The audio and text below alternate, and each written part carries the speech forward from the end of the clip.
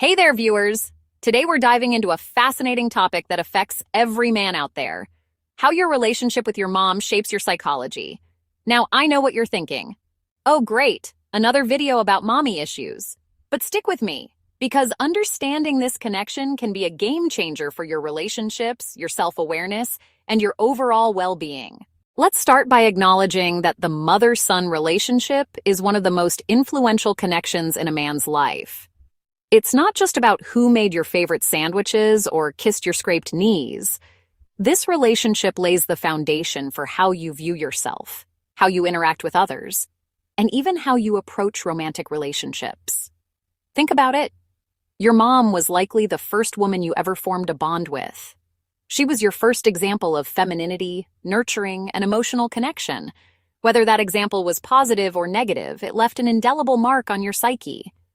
Now, before we go further, let's be clear. There's no such thing as a perfect mother-son relationship.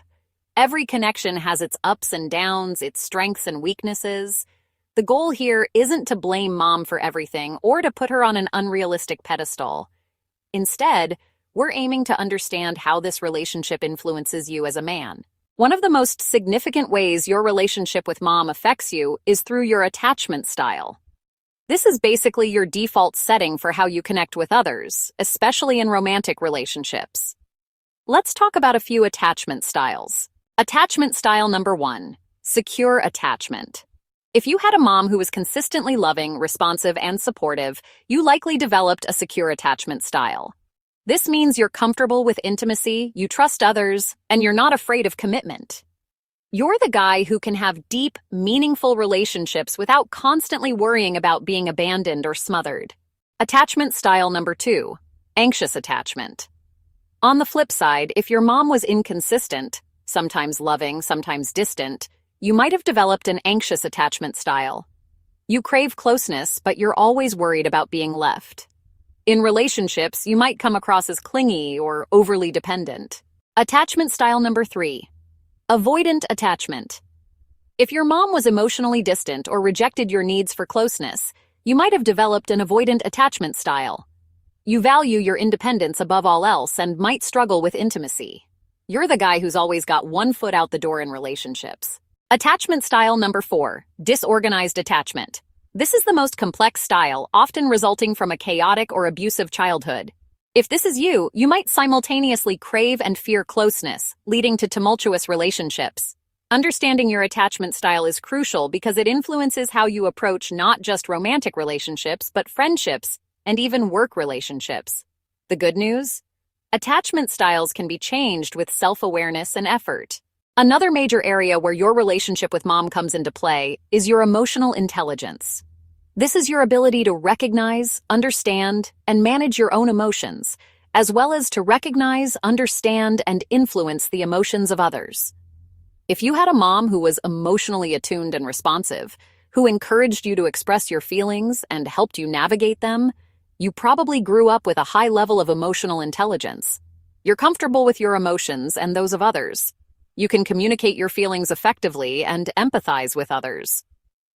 On the other hand, if your mom was dismissive of emotions or if expressing feelings wasn't encouraged in your household, you might struggle with emotional intelligence. You might find it hard to identify what you're feeling, let alone express it to others.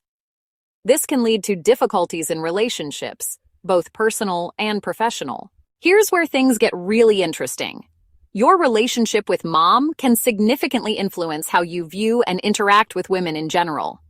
If you had a positive relationship with your mom, where she was loving but also respected your autonomy, you're more likely to have healthy, respectful relationships with women. You see women as equals, capable of both strength and vulnerability. However, if your relationship with mom was strained or unhealthy, it might affect your interactions with women in various ways.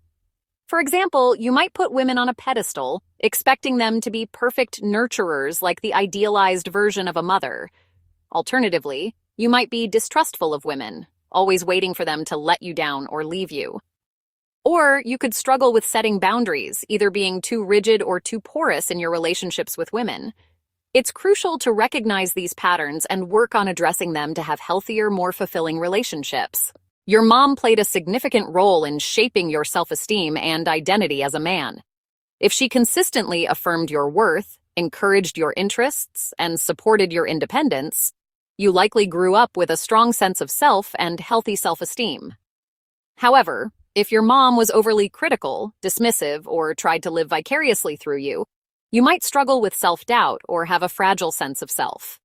You might constantly seek validation from others or struggle to make decisions independently. All right, so we've covered a lot of ground here.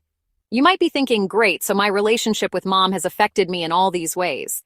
What can I do about it? Well, I've got some actionable steps for you. Number 1, reflect on your relationship. Take some time to honestly assess your relationship with your mom. What were or are the positive aspects? The negative ones? How do you think these have influenced you? Number 2, identify patterns. Look at your current relationships. Do you see any patterns that might be linked to your relationship with mom? Are you repeating dynamics from your childhood? Number 3, seek therapy. A good therapist can help you unpack these complex issues and develop healthier patterns. Don't shy away from professional help. It's a sign of strength, not weakness. Number 4, practice self-compassion. Remember, the goal isn't to blame yourself or your mom. We're all doing the best we can with what we've got. Be kind to yourself as you navigate these realizations. Number 5, work on emotional intelligence. Practice identifying and expressing your emotions. Read books on emotional intelligence or take workshops to improve these skills. Number 6, challenge your beliefs. If you've realized you have unhealthy views about women stemming from your relationship with mom, actively challenge these beliefs. Expose yourself to diverse perspectives and experiences. Number 7, set boundaries. Learn to set healthy boundaries in your relationships. This might mean setting limits with your mom or in your romantic relationships. Number 8, cultivate independence.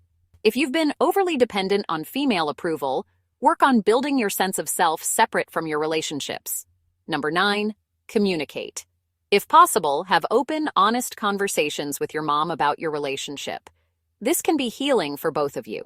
Number 10, be the change.